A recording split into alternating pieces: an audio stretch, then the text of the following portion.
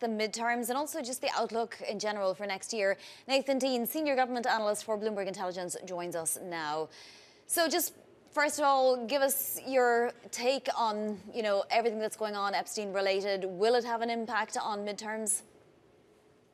It will only have an impact on the midterms if we come back in 2026 and the Republicans are talking about it, because every day they're talking about the Epstein files is not a day that President Trump is talking about affordability. With his address to the nation last week, President Trump is beginning to recognize that affordability is really what's driving a lot of the conversation here and is driving a lot of the voters' mindsets. Look at Virginia, New Jersey, Miami, and New York City. So if we get into 2026 and these Epstein scandal, drama, political discord continues, that's obviously not going to be really good news for the White House. So again, we'll have to see what happens in 2026. But again, for these midterm elections, the Epstein files situation is something that's taking away the Republican message. I got to ask, Nathan, from an outsider's perspective, up here in New York City, it looks like Speaker Mike Johnson and Pam Bondi and President Trump are doing everything they can to keep the Epstein files hidden from the American people. How do they spin that in the 2026 midterms? Why aren't they just releasing this information? What good does it do for them to hold it back?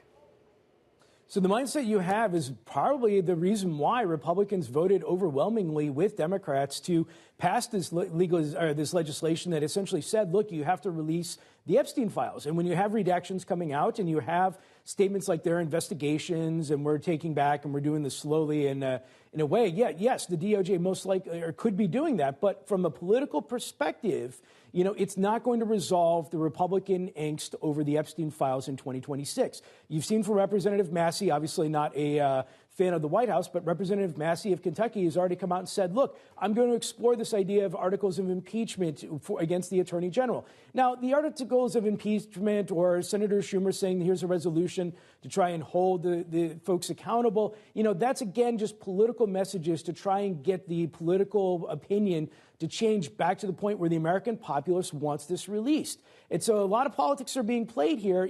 From the market perspective, there's not all that much of an investing angle.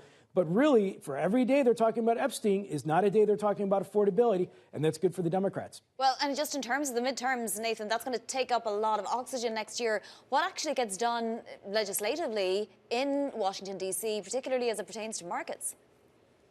So we're telling our clients that next year is not a year about legislation. I mean, even though you're hearing whispers of Reconciliation 2.0, this big bill similar to like the One Big Beautiful from 2025, we're somewhat bearish on that. The margins aren't really there. And look, if it was easy, they would have done it in the first package. 2026 is a year of deregulation because for the congressional perspective, every day that all 435 members of the House of Representatives is here in Washington is a day that their opponent is campaigning against them back in their districts. They don't want to be here. But the regulators, they live here. And so you are going to see more deregulation taking place next year, which is beneficial to crypto, banks, broadcasters. A lot of the deregulation sentiment that came with the Trump election back in 2024. Well, 2025 was a year about getting the chess pieces in place. 2026 is an implementation year. So by the end of the year, deregulation is going to have a dramatic impact. 2026 is a year in which at least 20 million Americans are going to be paying more for their health care coverage, right? Where are we in terms of the ACA subsidies?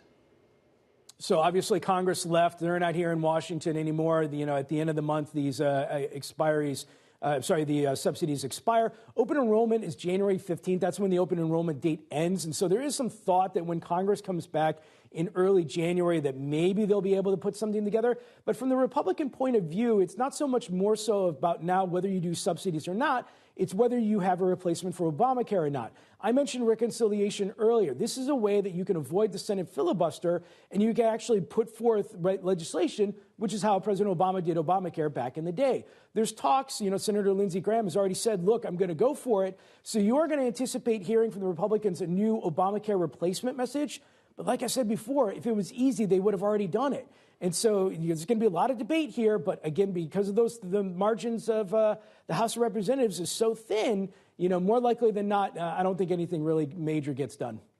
All right, Nathan, thanks so much for joining us. Nathan Dean there of Bloomberg Intelligence, walking us through some of the biggest issues in Washington, and there are a lot. Definitely follow his work on BI Go.